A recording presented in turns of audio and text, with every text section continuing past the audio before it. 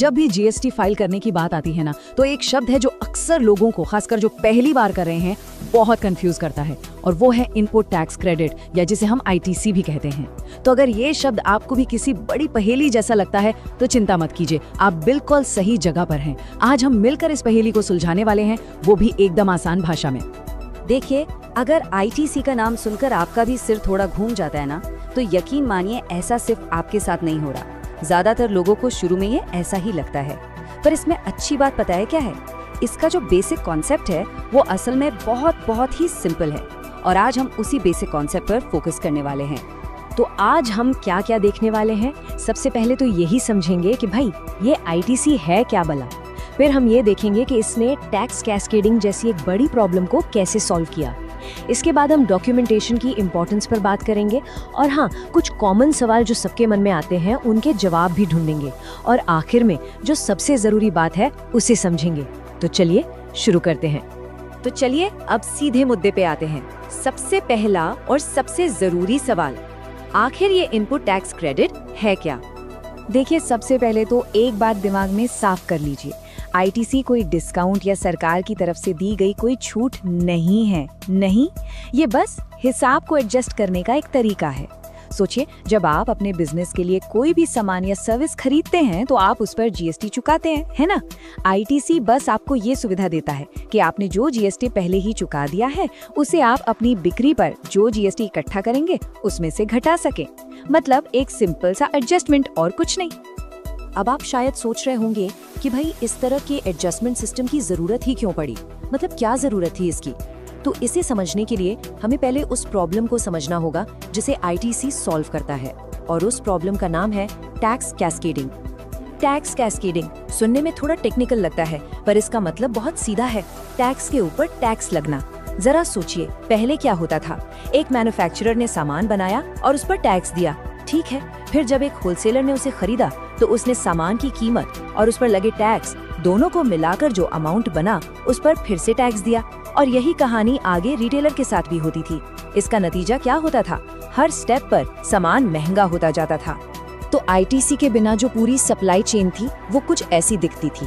Manufacturer ने tax दिया, फिर होलसेलर ने उस टैक्स वाली कीमत पर फिर से टैक्स दिया, और फिर रिटेलर ने उन सारे पिछले टैक्सों को जोड़कर जो कीमत बनी उस पर एक और बार टैक्स दे दिया।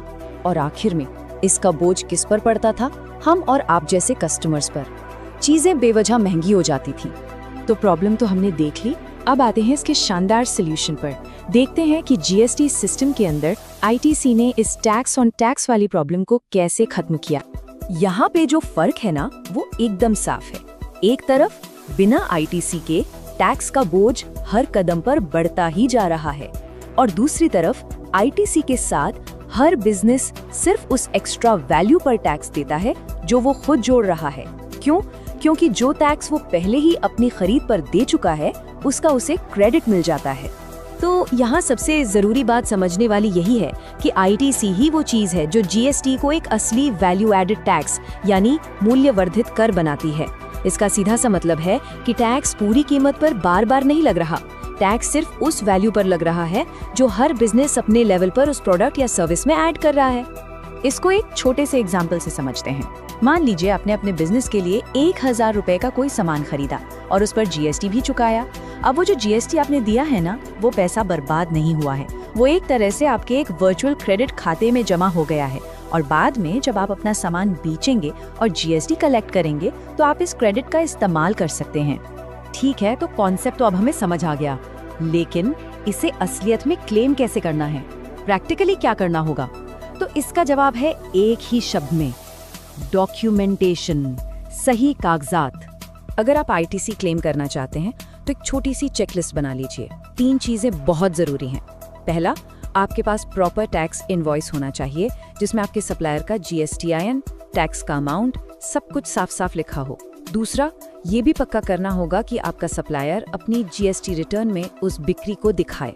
और तीसरा, जाहिर है आपको अपने सारे लेन देन के रिकॉर्ड्स ठीक से मेंटेन करने होंगे। और ये जो चेकलिस्ट है ना, इसे हल्के में मत लीजिएगा, क्योंकि छोटी छोटी गलतियां भी आपका आईटीसी क्लेम रिजेक्ट करवा सकती हैं। सबसे कॉमन गलतियां कौन सी हैं? पहली, इनवॉइस में जीएसटीआईएन नंबर गलत डाल देना। दूसरी, आपके रिकॉर्ड्स और आपके सप्लायर के रिकॉर्ड्स का मैच ना होना। और तीसरी, आपके सप्लायर का टाइम पर अपना रिटर्न फाइल ना करना। अगर इनमें से कुछ भी होता है तो सिस्टम को पता ही नहीं चल पाता कि आपने सच में कोई टैक्स चुकाया भी है। तो अब जब हम प्रैक्टिकल बातों पर आ ही गए हैं तो चलिए आईटीसी से जुड़े कुछ कॉमन सवाल और गलतफहमियों को भी देख लेते हैं। ये शायद सबसे बड़ी गलतफहमी है। बहुत से लोगों को लगता है कि आईटीसी सरकार की तरफ से मिलने वाला कोई बेनिफिट या फायदा है, पर जैसा कि हमने अभी समझा, ऐसा बिल्कुल नहीं है। ये सिर्फ एक सिस्टम है ये पक्का करने के लिए कि एक ही सामान पर दो बार टैक्स ना लगे। ये आपका ही पैसा है जो बस एडजस्ट हो रहा है।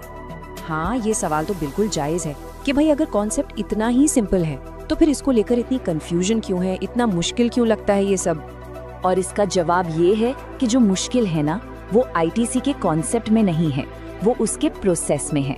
मतलब सही डॉक्यूमेंट संभाल कर रखना, सारी डेडलाइंस याद रखना, ये चेक करते रहना कि आपका सप्लायर भी सब कुछ ठीक से कर रहा है या नहीं। असली चुनौती इन सब चीजों में है, पर जो इसका मूल आइडिया है वो हमेशा सिंपल ही रहता है। चलिए, अब तक हमने जो भी बात की है उसे एक लाइन में समेटते हैं। वो एक कौन सी सबसे जरूरी बात है जो आपको आईटीसी के बारे में हमेशा याद रखनी है? सीधी सी बात ये है, इनपुट टैक्स क्रेडिट का पूरा कॉन्सेप्ट सिर्फ ये पक्का करता है कि एक ही प्रोडक्ट पर बार बार टैक्स ना लगे। बस पूरी कहानी का सार बस इसी एक लाइन में है। तो अगली बार जब आप अपनी इनवॉइस और रिकॉर्ड्स मेंटेन कर रहे हो ना, तो इसे किसी बोझ की तरह मत देखिए। आप बस सिस्टम को ये बता रहे हैं, उसको एक सबूत दे रहे हैं कि देखो, इस सामान पर इतना टैक्स पहले ही दिया जा चुका है। ये बस हिसाब बराबर रखने जैसा है। और यकीन मानिए, जिस दिन आप आईटीसी के इस बेसिक आइडिया को अच्छी तरह समझ गए, तो जीएसटी की कई दूसरी चीजें भी आपको अपने आप समझ आने लगेंगी। ये असल में पूरे जीएसटी सिस्टम के सबसे जरूरी पिलर्स में से एक है। तो आखिर में बस एक सवाल छोड़कर जा रहा हूँ। अब जब आप आईटीसी का क्यों और कैसे समझ चुके हैं, तो जरा सोचिए, जीएसटी का कौन सा नियम या कौन सा प्रोसेस अब आपको पहले से ज्यादा लॉजिकल लग रहा है। इस पर सोचने से आपकी अंडरस्टैंडिंग और भी क्लियर हो जाएगी।